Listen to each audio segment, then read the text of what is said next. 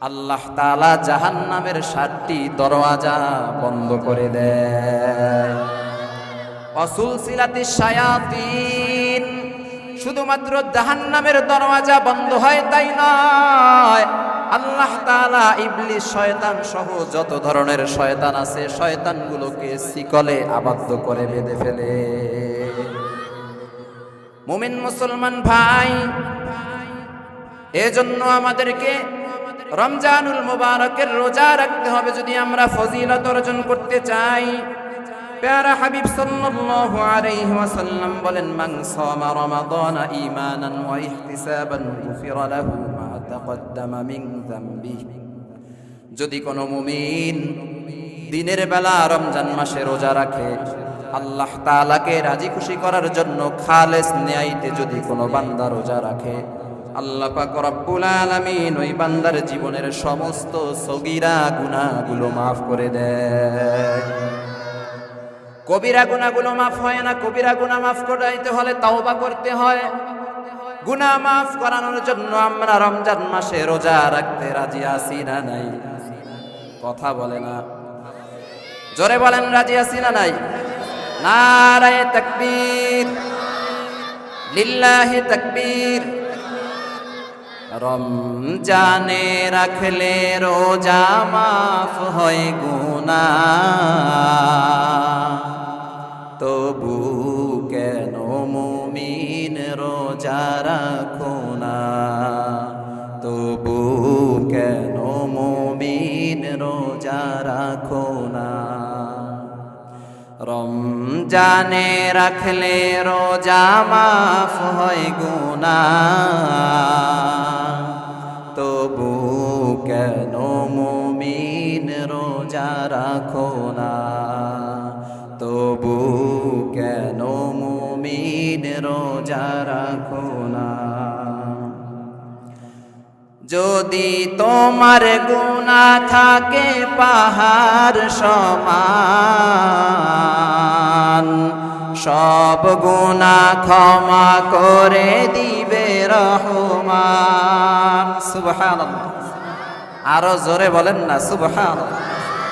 যদি তোমার গুনাহ থাকে পাহাড় সমান, সব গুনাহ ক্ষমা করে দিবে রহমান। দরবারে কেন তার হাত পাতো না? দরবারে কেন তার হাত পাতো না? তবু কেন মুমিন রোজা রাখো না? রমজানে রাখলে রোজা মাফ হয় গুনাহ, তবু কেন মুমিন রোজা রাখো না? রোজা না রাখিয়া হয়ো না গুনাহগার, গুনাহগার হাসরে পাবে না নিস্তার। ঠিক না বে ঠিক? রোজা না রাখিয়া হয়ো না গুনাহগার, গুনাহগার হাসরে পাবে না নিস্তার। আল্লাহুম্মা সাল্লি আলা সাইয়্যিদিনা ওয়া নাবিয়িনা ওয়া শাফি'িনা ওয়া হাবিবানা ওয়া মাওলানা মুহাম্মদ সাল্লাল্লাহু আলাইহি ওয়া আলা আলিহি ওয়া আসহাবিহি ওয়া বারাকা ওয়া সাল্লাম। জীবনের চাইতে বেশি ভালোবাসিলাম যারে, একবারও দেখি নাই তারে। জানি না আমার ভালোবাসায় আছে কি কোনো ভুল, একবার হলেও দেখা দিও হে প্রিয় الرسول بلغ العلا بكماله كشف الدجى بجماله حسنت جميع خصاله صلوا عليه وآله হাতে করে হাতের কাম পায়ে করে পায়ের কাম মুমিন মুসলমান জবান শুধু মুমিন মুসলমান জবান শুধু জপ আল্লাহর জাতি নাম লা ইলাহা ইল্লাল্লাহ জোরে লা ইলাহা ইল্লাল্লাহ লা ইলাহা ইল্লাল্লাহ আগানো যায় একটু সামনে আগানো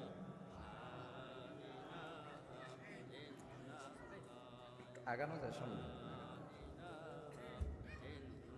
একটু কম লা ইলাহা ইল্লাল্লাহ লা ইলাহা ইল্লাল্লাহ লা ইলাহা ইল্লাল্লাহ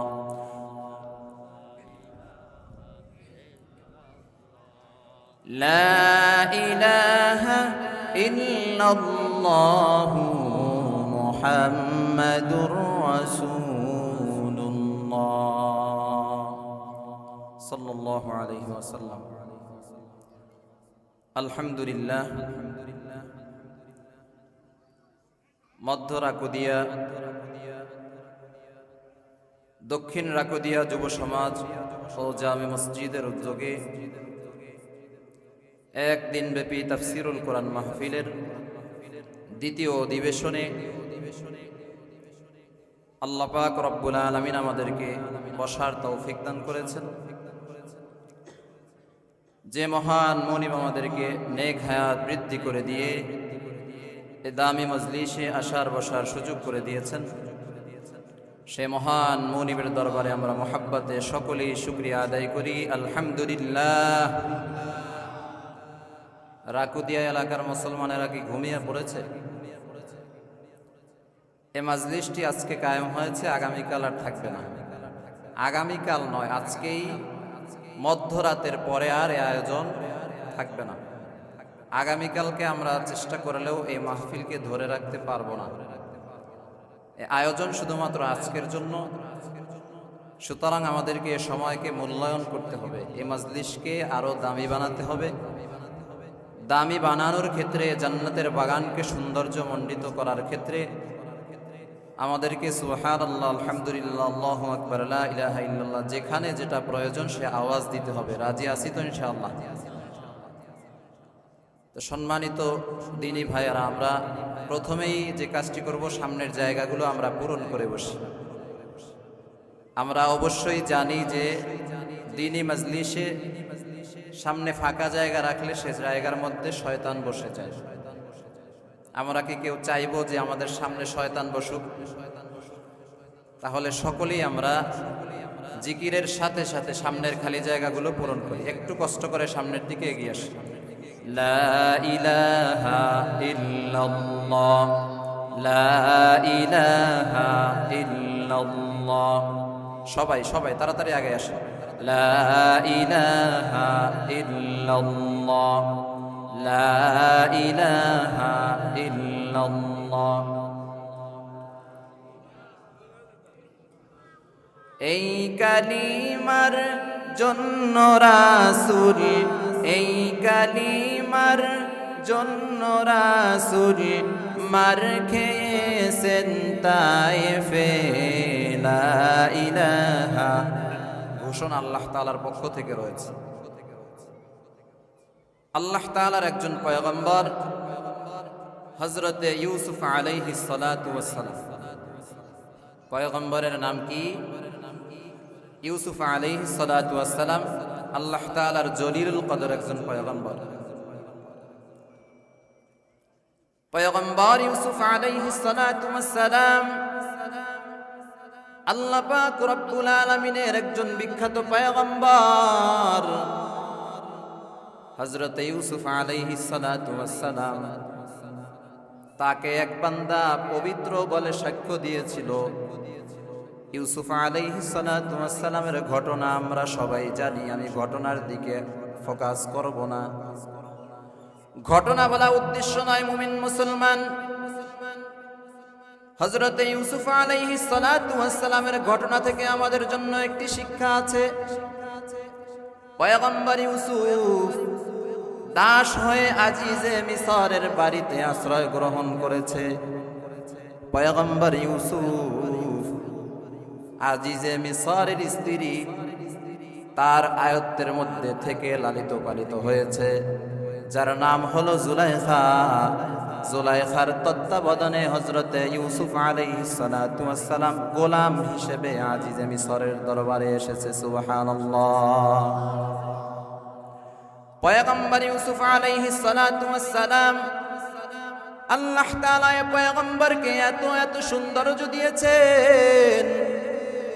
জুলাইখা হযরতে ইউসুফ আলাইহিস সালাতু ওয়াস সালামের প্রতি আসক্ত আকৃষ্ট।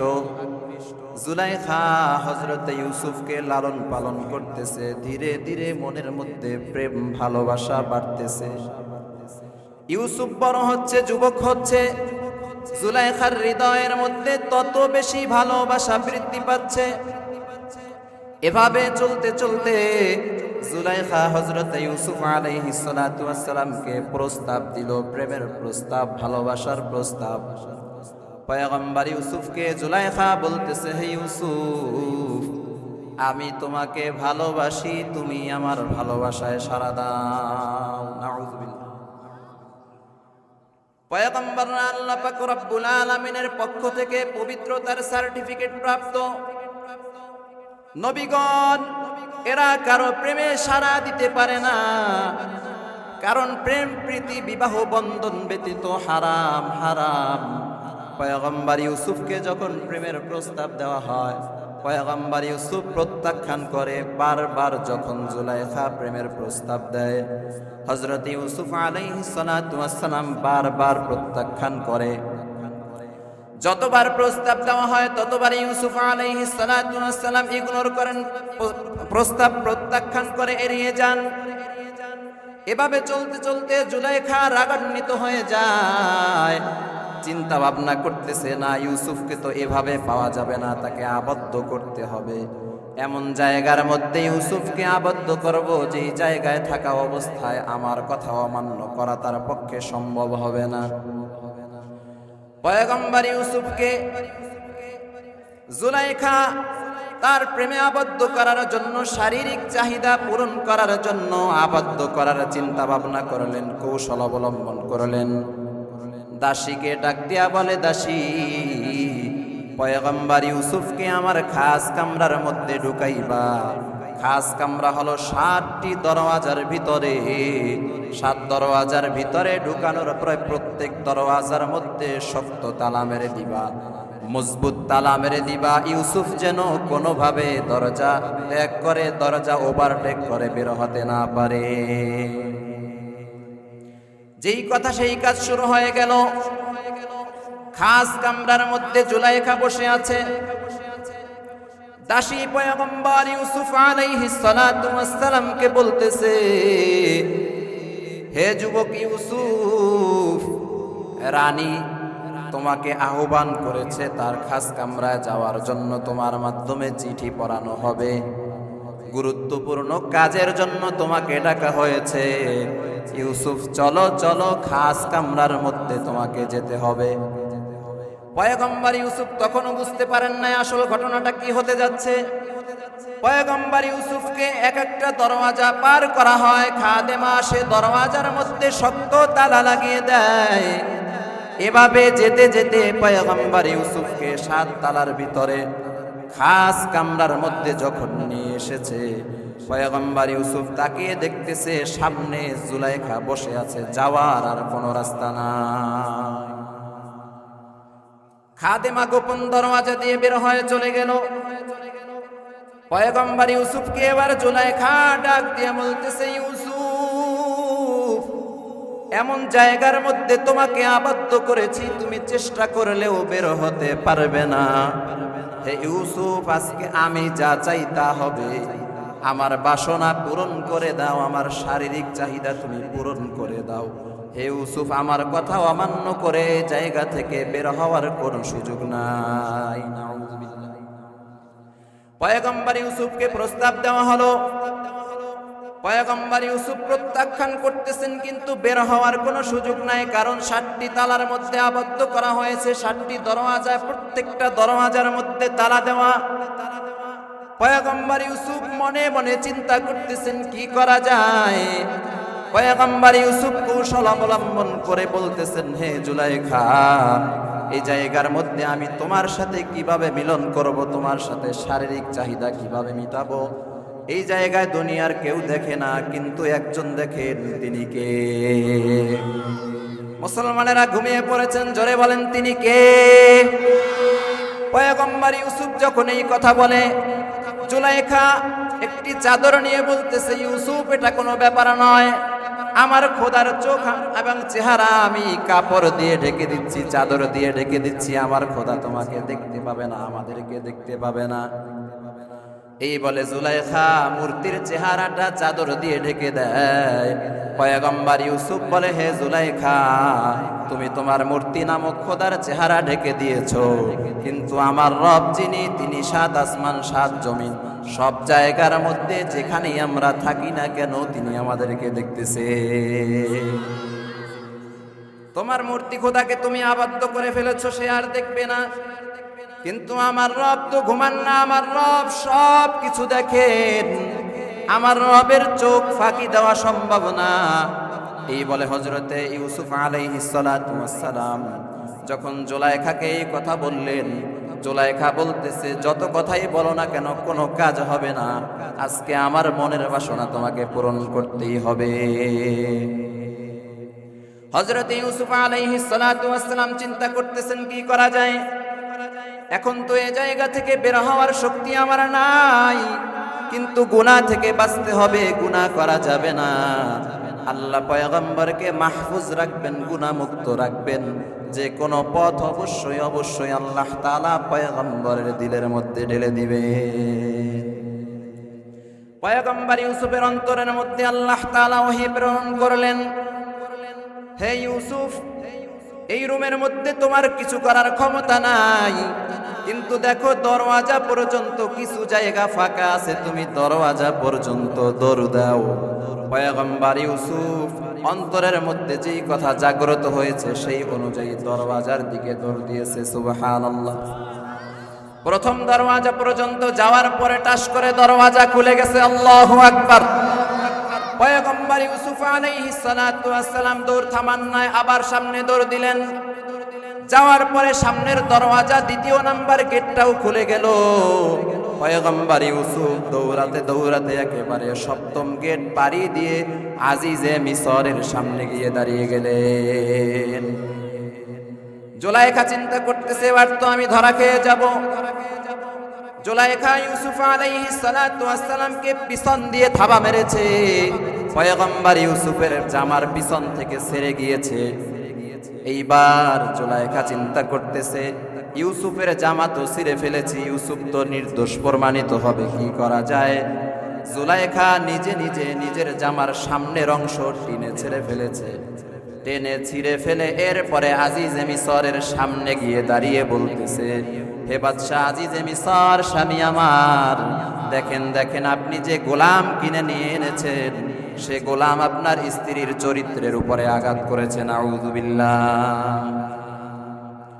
পয়গম্বর ইউসুফ আলাইহিস সালাতু ওয়াস সালাম বলতেছেন, হে বাদশাহ, আমি মুখে কিছু বলবো না, আপনার রাজপ্রাসাদের মধ্যে যদি ছোট কোনো বাচ্চা থাকে তাকে নিয়ে আসেন, দুধের বাচ্চা থাকলে তাকে নিয়ে আসেন, সে আমার কথাগুলো বলবে। এবার বাদশাহ আজিজে মিসর তার বাদশাহীর মধ্য থেকে, বালাখানার মধ্য থেকে শিশু একটি বাচ্চাকে হাজির করলো, যে বাচ্চা দুধ পান করে, ছোট বাচ্চা, কয়েকদিনের বাচ্চা। ছোট বাচ্চার কাছে প্রশ্ন করা হয়, বলো কে দোষী, জুলাইখা দোষী নাকি ইউসুফ দোষী? ছোট বাচ্চা কৌশলী জবাব দেয়, ছোট বাচ্চার জবান খুলে দিয়েছেন আমার আল্লাহ। ছোট বাচ্চা জবাব দেয়, হে বাদশাহ আজিজে মিসর, দেখেন যার জামার পিছনের অংশ দিয়ে ছেঁড়া সে নির্দোষ, যার জামার সামনের অংশ দিয়ে ছেঁড়া সেই আসল অপরাধী। আরো জোরে বলেন না আল্লাহু আকবার। আজিজ মিসর সামনে তাকাইয়া দেখতেছে ইউসুফ আলাইহিস সালাতু ওয়াস সালামের জামার পিছনের অংশ ছেঁড়া। অপরাধী এবার কে? জুলাইখা অপরাধী সাব্যস্ত হলো। জুলাইখা উঁচু আওয়াজে বলতেছে, হে স্বামী আমার, ইউসুফে অপরাধ করেছে, এই গোলামকে আপনি জেলখানায় পাঠিয়ে দেন। ক্ষমতা আছে তো, ক্ষমতার জোরে গোলামকে কোথায় পাঠিয়ে দিচ্ছে? জেলখানায়। সে বিচারক না হয়েও বিচারের আদেশ দিয়ে দিচ্ছে। স্ত্রীর কথা মতো স্বামী এবার ইউসুফ আলাইহিস সালাতু ওয়াস সালামকে জেলখানায় দিয়েছে। অনেক বছর অতিবাহিত হয়ে গেছে। ধাপে ধাপে আল্লাহ পাক রব্বুল আলামিন পয়গম্বর ইউসুফকে মিশরের খাদ্যমন্ত্রী বানিয়েছেন। সুবহানাল্লাহ, জোরে বলেন না সুবহানাল্লাহ। ইউসুফ আলাইহিস সালাতু ওয়াস সালাম খাদ্যমন্ত্রী দায়িত্ব পালন করতেছেন। দায়িত্ব পালন করতে করতে মিশরের মধ্যে দুর্ভিক্ষ দেখা দিয়েছে। তিনি সাধারণ জনগণের মধ্যে খাবার বন্টন করেন। এমন পরিস্থিতিতে এক যুবক এসে হাজির হয়েছে। যুবক এসে কর্মচারীদেরকে বলতেছে, আমাকে বাদশার পক্ষ থেকে, খাদ্যমন্ত্রীর পক্ষ থেকে আটা দাও। কর্মচারীরা তাকে 4 কেজি আটা দিয়ে দিল। 4 কেজি আটা দেওয়ার পরে এ যুবক পুনরায় ডাক দিয়ে বলতেছে, আমাকে আরো বাড়িয়ে দাও। কর্মচারীরা আরো 1 কেজি বাড়িয়ে দিল, 5 কেজি বাড়িয়ে দিল। সে বলে আরো দাও। 6 কেজি দেওয়া হলো। সে বলো আরো দাও। এবার যখন আরো চাচ্ছে, এরপরে এ লোককে বলা হলো, যুবক তুমি এবার খাদ্যমন্ত্রীর দরবারে গিয়ে হাজির হও। তুমি এত বেশি চাইতেছো, আমাদের পক্ষ থেকে এত বেশি দেওয়া সম্ভব না। খাদ্যমন্ত্রী যদি অনুমতি দেয় তাহলে আমরা তোমাকে বেশি দিতে পারবো। যুবক খাদ্যমন্ত্রীর দরবারে গিয়ে হাজির হয়েছে। ডাক দিয়া বলতেছে, হে আল্লাহর বান্দা খাদ্যমন্ত্রী ইউসুফ, আমাকে আরো বেশি আটা দিতে হবে। 6 কেজিতে আমার হবে না। পয়গম্বর ইউসুফ বলতেছে, তুমি কে? এত বেশি কেন চাচ্ছ? যুবক বলতেছে, আমি কে এই পরিচয় আপনি যদি জানেন তাহলে আমাকে আপনি অনেক অনেক বেশি দিয়ে দিবেন। এইবার যুবক পরিচয় দিচ্ছে যুবককে। পয়গম্বর ইউসুফের সামনে দাঁড়াইয়া যুবক বলতেছে, পয়গম্বর, আমি সেই ব্যক্তি যখন আপনাকে অপবিত্র বানানোর জন্য জুলাইখা বলেছিল ইউসুফ অপরাধী, ইউসুফ আমার চরিত্র হরণ করার জন্য আমার উপরে আক্রমণ করেছে। সেই দিন বাদশাহ আজিজে মিসরের সামনে যে দুধের বাচ্চা আপনার পবিত্রতার সাক্ষ্য দিয়েছিল, আমি সেই যুবক। আরো জোরে বলেন না সুবহানাল্লাহ। মুসলমান ইমানদার আল্লাহর গোলাম পয়গম্বর ইউসুফ আলাইহিস সালাতু ওয়াস সালাম আনন্দিত হয়ে যায়, খুশি হয়ে যায়।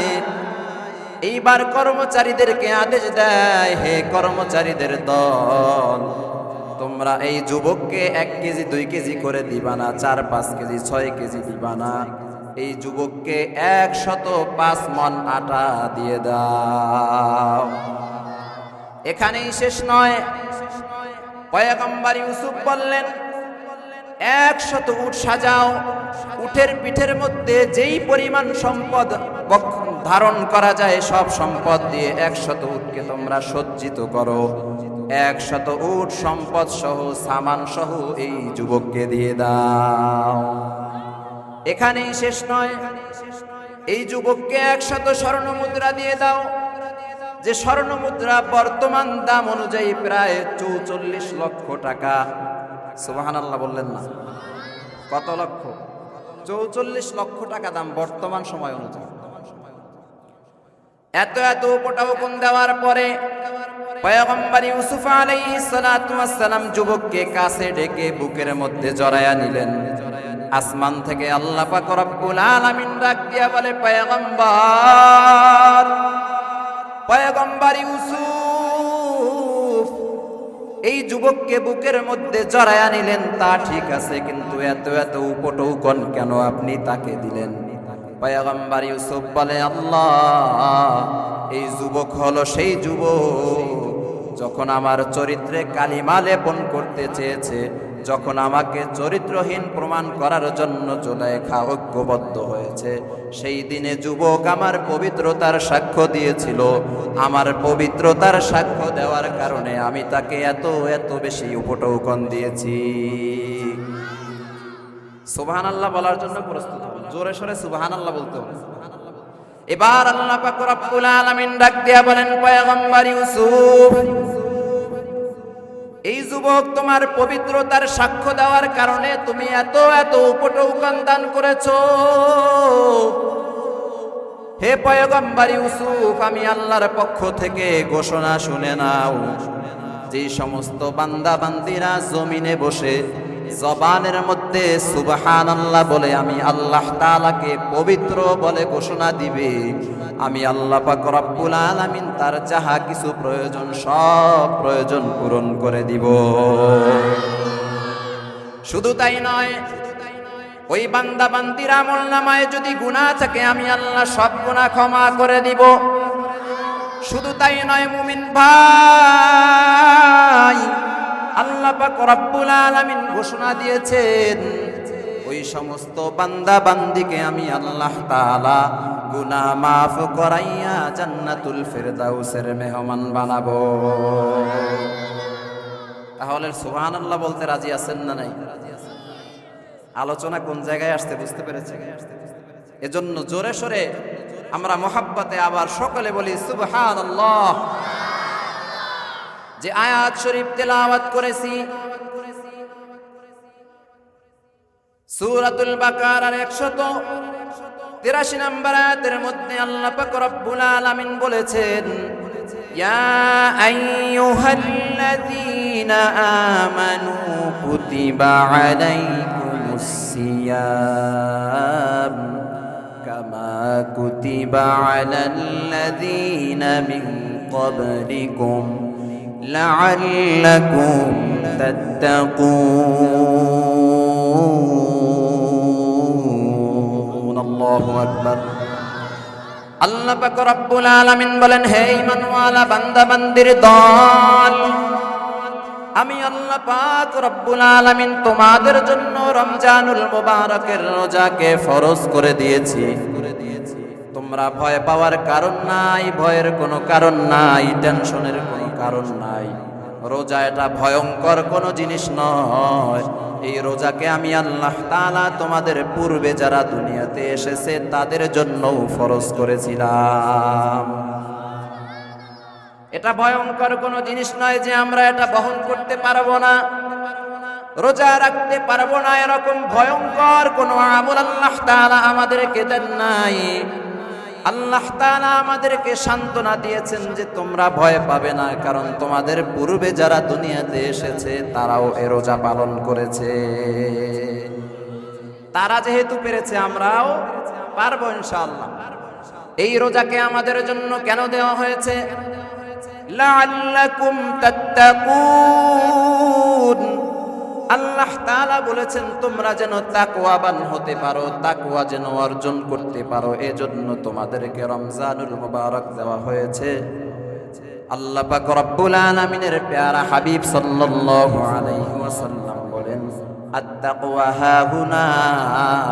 তাকওয়া এটা বাজারের কোনো মেডিসিন নয়, তাকওয়া এটা থাকে হলো অন্তরে। তাকওয়া কোথায় থাকে? নতুন হাট বাজারে গিয়ে তাকওয়া তালাশ করলে কোনো দোকানদার তাকওয়া নামক মেডিসিন দিতে পারবে না। তাকওয়া মানে হলো আল্লাহ তাআলার ভয়। এ তাকওয়া থাকে মানুষের অন্তরে, কলবে, হৃদয়ে। এ তাকওয়া দেখা যায় না। যেই মুসলমান রোজা রাখে, দিনের বেলা কোনো খাবারে মুখ লাগায় না, আহারও করে না, খায়ও না, পানও করে না। এই বান্দার কলবের মধ্যে, হৃদয়ের মধ্যে, অন্তরের মধ্যে আছে আল্লাহর ভয়। আল্লাহর ভয় যদি না থাকতো, মুমিন দরওয়াজা বন্ধ করে খাবার খেতে পারতো কি পারতো না? মুমিন রোজা রাখার পরে দরওয়াজা বন্ধ করে খাবার খায় না। স্ত্রী সন্তান কেউ বাসায় নেই, তবুও দরওয়াজা বন্ধ করে খাবার খায় না। পানির নিচে ডুব দিয়েও পানি পান করে না। নীরব নিস্তব্ধ জঙ্গলের মধ্যে গিয়েও কোনো ধরনের খাবারে মুখ লাগায় না। মুমিনকে যদি জিজ্ঞাসা করা হয়, মুমিন কেন তুমি খাও না? বলে আমি রোজা রেখেছি আল্লাহর জন্য, দুনিয়ার মানুষ না দেখলেও একজন আমাকে দেখবেন, তিনি কে? আল্লাহর ভয় অন্তরে থাকার কারণে মুমিন রমজান মাসে দিনের বেলায় খাবার খায় না। যেই সমস্ত মানুষগুলো দিনের বেলা খাবার খায়, এর দ্বারা প্রমাণ হয় এ বান্দা বান্দি তাকওয়া অর্জন করতে পারে নাই, অন্তরের মধ্যে তাকওয়া নাই। সে কারণে বান্দা বান্দি দিনের বেলা আল্লাহকে ফাঁকি দিয়ে খাবার খায়। ঠিক না বেঠিক? মুমিন মুসলমান বন্ধুগণ, এ রোজা আল্লাহ পাক রব্বুল আলামিন তাকওয়া অর্জন করার জন্য দিয়েছেন।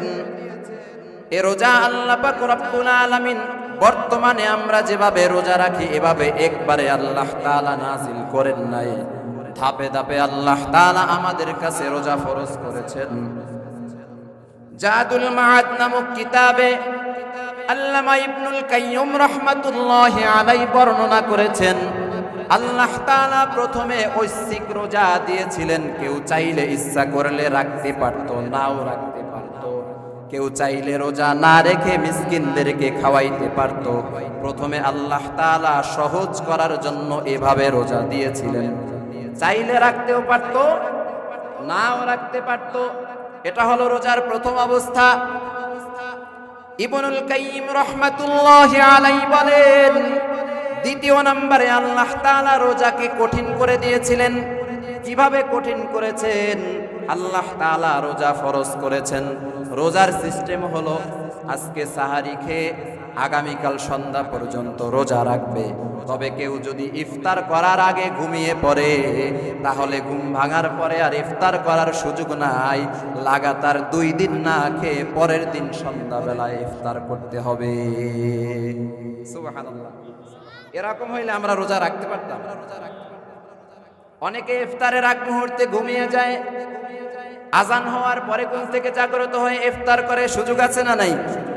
এমন একটা সময় ছিল আল্লাহ তাআলা রোজাকে এমন ভাবে দিয়েছিলেন, ঘুমিয়ে যদি পড়তো, আজানের টাইম ওভার হয়ে ইফতারের টাইম যদি পার হয়ে যেত, তাহলে এ রোজা ভাঙার কোনো সুযোগ ছিল না, ইফতার করার সুযোগ ছিল না। পরের দিন সন্ধ্যা পর্যন্ত রোজা রেখে 2 দিন রোজা লাগাতার কমপ্লিট করে এরপরে ইফতার করতে হতো। সুবহানাল্লাহ। এটা হলো রোজা ফরজের দ্বিতীয় ধাপ। তৃতীয় ধাপ, তৃতীয় ধাপটা হচ্ছে আমরা বর্তমানে যেভাবে রোজা রাখি।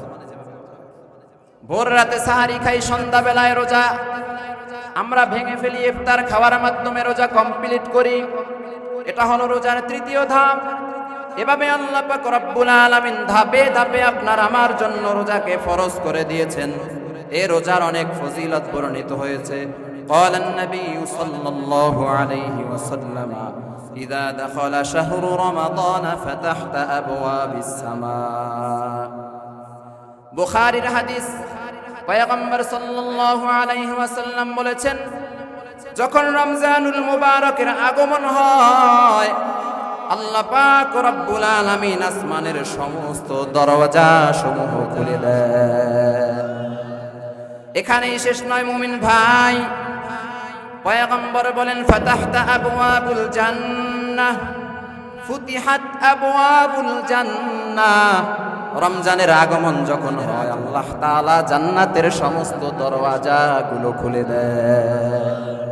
আবার পিছনের ভাইয়েরা ঘুমাইতেছে, রমজানে জান্নাতের দরওয়াজাগুলো খুলে দেওয়া হয়। সুবহানাল্লাহ, জোরে বলেন।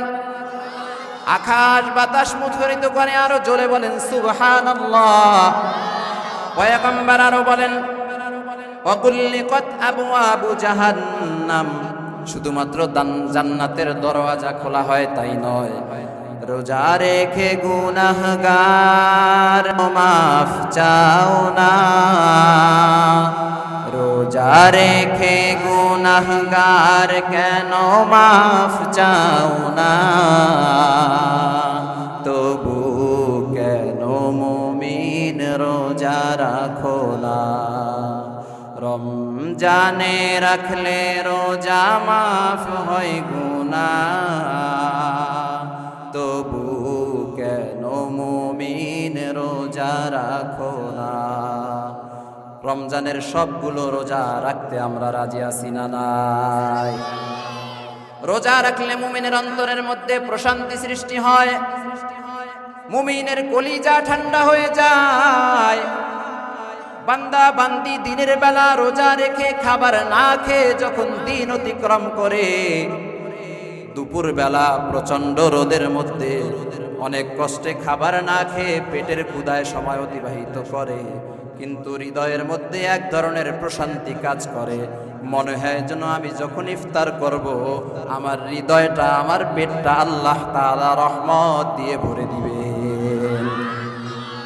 গভর্নর হাজ্জাজ বিন ইউসুফ নামে একজন জালিম বাদশা ছিল। হাজ্জাজ বিন ইউসুফ মুসলমান বাদশা, মিশরের জালিম বাদশা। এর থেকে জালিম লোক পৃথিবীতে আসছে কিনা আল্লাহ তাআলা ভালো জানেন। এই হাজ্জাজ বিন ইউসুফ একদিন দিনের বেলা, রোজার দিনে মেহমান নিয়ে নাস্তা খাবে, খাবার খাবে, মেহমান খুঁজতেছে, মেহমান পাওয়া যায় না। খাদেমকে ডাক দিয়া বলে, খাদেম যাও যাও যাও, মেহমান সারা আমি বাদশাহ হাজ্জাজ বিন ইউসুফ খাবার খাবো না। খাদেম মেহমান খোঁজার জন্য বের হয়েছে। মেহমান খুঁজতে খুঁজতে একজন বেদুইন ব্যক্তিকে পাইল। আল্লাহর বান্দাকে আহ্বান করা হলো, হে গোলাম, গভর্নর বাদশাহ হাজ্জাজ বিন ইউসুফ তোমাকে আহ্বান করেছে, তুমি বাদশার দস্তরখানে উপস্থিত হয়ে যাও, আজকে তুমি বাদশার সাথে খাবার খাইবা। আল্লাহর বান্দাকে জোর জবরদস্তি হাজ্জাজ বিন ইউসুফের সামনে উপস্থিত করা হয়েছে। আল্লাহর বান্দা আসতে রাজি না, তারপরেও খাদেমরা ধরে নিয়ে এসেছে। হাজ্জাজ বিন ইউসুফের সামনে মুসলমান বেদুইন আল্লাহর বান্দা দাঁড়িয়ে বলতেছে, হে বাদশাহ, আমি খাবার খাবো না। হাজ্জাজ বিন ইউসুফ চোখ লাল করে বলতেছে, কেন তুমি খাবে না? আমার ক্ষমতা সম্পর্কে তোমার ধারণা আছে নাকি? বলে, হ্যাঁ, আপনার ক্ষমতা সম্পর্কে ধারণা আছে, আপনি একজন জালিম, আপনি চাইলে যখন তখন আমাকে হত্যা করে দিতে পারেন, কিন্তু আমি খাবার খাবো না এটাই সত্য কথা, আপনি আমাকে চাইলে হত্যা করে ফেলেন। সুবহানাল্লাহ। হাজ্জাজ বিন ইউসুফ বলতেছে, তুমি কেন খাবার খাইবা না? আল্লাহর বান্দা বেদুইন ডাক দিয়া বলতেছে, গভর্নর, আপনার দস্তরখানে খাবার খেলে কি হবে? হাজ্জাজ বিন ইউসুফ বলে, আমার খাবার অত্যন্ত দামি, অত্যন্ত সুস্বাদু খাবার। এই খাবার যদি তুমি খাও, তোমার হৃদয় শান্ত হবে, পেট শান্ত হবে, তোমার অনেক ভালো লাগবে, আরামের ঘুম হবে। আল্লাহর বান্দা ডাক দিয়া বলতেছে, হে বাদশা গভর্নর হাজ্জাজ বিন ইউসুফ, এই খাবার আমি খাবো না। আমি সেই খাবারের অপেক্ষা করতেছি যেই খাবার আল্লাহ তাআলা জান্নাতের মধ্যে আমাকে খাওয়াবেন। এ পিছনের মুসলমানেরা ঘুমাচ্ছে, জোরে বলেন সুবহানাল্লাহ। হাজ্জাজ বিন ইউসুফ বলেন, জান্নাতের খাবার তুমি কিভাবে খেতে চাও? আল্লাহর বান্দা ডাক দিয়া বলে, হে বাদশা, আমি একজন রোজাদার, আমি এখন রোজা অবস্থায় আছি, রোজা ভেঙে আপনার দস্তরখানে আমি বসবো না। জান্নাতে আল্লাহ তাআলা আমার জন্য বিভিন্ন আইটেমের খাবার রেখেছেন, সে খাবার খাওয়ার অপেক্ষা আমি করতেছি, এ দুনিয়ার সামান্য খাবার আমি খাবো না। হাজ্জাজ বিন ইউসুফ বলতেছে, হে আল্লাহর বান্দা, তুমি রোজা ভেঙে ফেলো, বাদশার সামনে খাবা, বাদশার দস্তরখানে খাবা, এই সুযোগ বারবার আসবে না। আল্লাহর বান্দা বলে, না না না, আপনি চাইলে আমাকে হত্যা করতে পারেন, এই জায়গার মধ্যে আমাকে মেরে ফেলতে পারেন, কিন্তু আমি খাবার খাবো না। আল্লাহ পাক রব্বুল আলামিন প্রত্যেক রমজানে জান্নাতকে সুসজ্জিত করেন, জান্নাতকে সৌন্দর্যমণ্ডিত করেন, জান্নাতকে সুন্দর সুন্দর খাবার দিয়ে সুসজ্জিত করে। ইমানদার রোজাদার বান্দা বান্দীদের জন্য জান্নাতকে সাজানো হয়। আমি জান্নাতের খাবারের অপেক্ষা করতেছি, আপনার দস্তারখানে আমি বসবো না। জালিম বাদশার হৃদয় ঠান্ডা হয়ে গেল।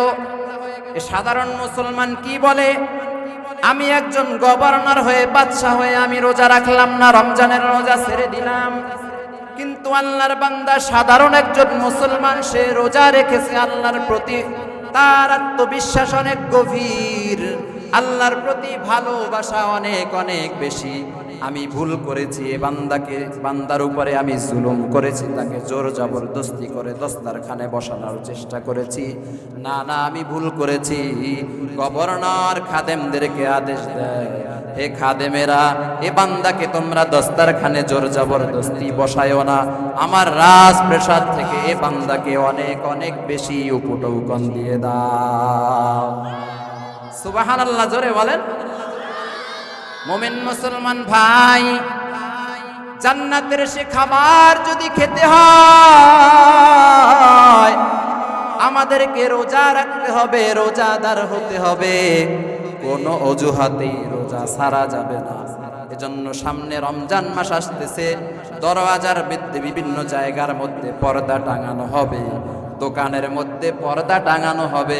না না না, মুসলমানেরা ঐক্যবদ্ধ হয়ে সমস্ত দোকান থেকে পর্দা ছিঁড়ে ফেলবেন। রাজি আছেন তো? কোন দোকানের মধ্যে পর্দা টাঙাতে দিবেন না। সারা বছর পর্দার খবর নাই, রমজান মাসে পর্দা লাগায়। রমজান মাসে বেরোজদাইরা শয়তানগুলোকে দোকানের মধ্যে বসাইয়া বসাইয়া খাবারের আইটেম দেয়, ওখানে বসে বসে খাওয়ায়। যে দোকানদার এই কাজ করে সে ভালো মুসলমান নয়, এই কাজ করা যাবে না। দোকানদার ভাই যারা আছেন, কোনো বেরোজদার, কোনো বেনামাজিকে দোকানের মধ্যে আশ্রয় দিয়ে খাবারের ব্যবস্থা করবেন না। রাজি আছেন ইনশাআল্লাহ? এই বিষয়গুলো আমরা লক্ষ্য রাখবো। এলাকার মধ্যে কোনো দোকানে পর্দা টাঙাইতে দিব না। রাজি আছেন না? এই বিষয়টা খেয়াল রাখবেন। রমজানের পবিত্রতা আমাদেরকে রক্ষা করতে হবে। শুধুমাত্র একটি মাস আল্লাহ তাআলা রোজাকে ফরজ করেছেন, এই রোজাকে অপমানিত করা যাবে না। আমরা যারা খাঁটি মুসলমান দাবি করে প্রত্যেকে প্রতিবাদী হতে হবে। কোন মুসলমান যেন রোজা না রেখে দোকানের মধ্যে সে আড্ডা দিয়ে খাবার খেতে না পারে, রোজাদারের সামনে যেন ঝুলিয়ে ঝুলিয়ে সিগারেট পান করতে না পারে। এই বিষয়গুলো আমরা লক্ষ্য রাখবো, প্রতিবাদ করব। প্রতিবাদ করলে বেরোজাদার দোকানে এসে, রাস্তায় এসে সিগারেট বিড়ি খাওয়ার সুযোগ পাবে না, টয়লেটে গিয়ে খাবে। ঠিক না বেঠি? এই বিষয়ে আমাদের সচেতন হতে হবে। মুমিন মুসলমান ভাই, সাওম মানে বিরত থাকা। সায়েম বলা হয় যে ব্যক্তি রোজা রাখে। কি থেকে আমরা বিরত থাকবো? খাবার দাবার এবং স্ত্রী সহবাস থেকে বিরত থাকবো, এটার নাম হলো রোজা।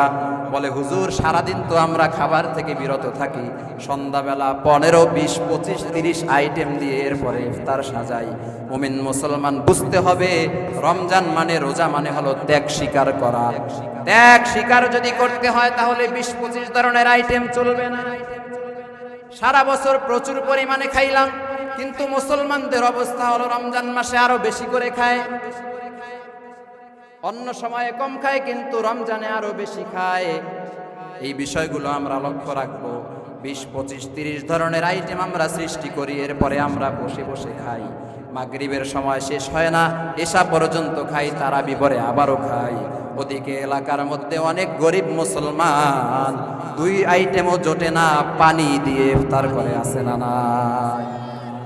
যেই ব্যক্তি 15-20 আইটেম দিয়ে রোজা রাখলো, ইফতার করলো, তার পাশের ঘরের লোক সে 2টি আইটেমও করতে পারলো না, 2টি আইটেমের খাবারও সে খাইতে পারলো না। এভাবে যদি আপনি রোজা রাখেন, আপনার রোজার মূল্য কেমন হবে?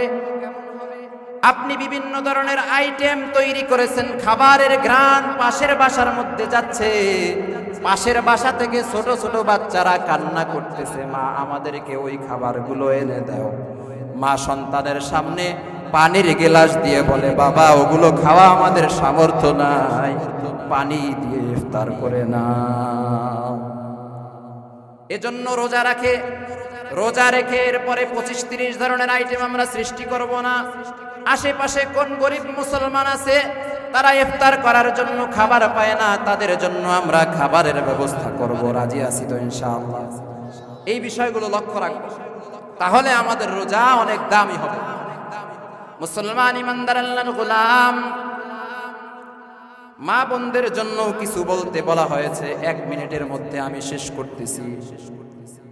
পর্দার অন্তরালের মা বোন আপনারা লক্ষ্য করে শুনেন, প্যারা হাবিব সাল্লাল্লাহু আলাইহি ওয়াসাল্লাম বলেছেন, আল মারআতু ইযা সাল্লাত খামসাহা ওয়া সামাত শাহরাহা ওয়া আহসানাত ফারজাহা ওয়া আতাআত বা'লাহা ফালতাদখুলা মিন আইয়ি আবওয়াবিল জান্নাতি শাআত। প্যারা হাবিব সাল্লাল্লাহু আলাইহি ওয়াসাল্লাম বলেছেন, কোন মহিলা যদি 4টি কাজ করে আল্লাহ পাক রব্বুল আলামিনের 8টি জান্নাত তাকে আহ্বান করবে। সুবহানাল্লাহ। ওই মহিলা চাইলে যে কোনো জান্নাতের দরওয়াজা দিয়ে জান্নাতে প্রবেশ করতে পারবে। 4টি কাজের মধ্যে 1 নম্বরে কাজ হলো 5 ওয়াক্ত নামাজ সঠিক সময়ে আদায় করতে হবে। 2 নম্বরের কাজ হলো মা বোনেরা রমজান মাসের রোজা সঠিকভাবে আদায় করতে হবে। 3 নম্বরের কাজ হলো লজ্জায় স্থান হেফাজত করতে হবে। 4 নম্বরের কাজ হলো স্বামীর হুকুম মানতে হবে, স্বামীর আনুগত্য করতে হবে। কোন মা বোন যদি এই 4টি কাজ করতে পারে, প্যারা হাবিব বলেছেন যে সমস্ত জান্নাতগুলো ওই আল্লাহর বান্দিকে জান্নাতে ঢোকার জন্য ডাকবে। 4টি কাজ মা বোনেরা কোন করবেন, কনফার্ম জান্নাতি হয়ে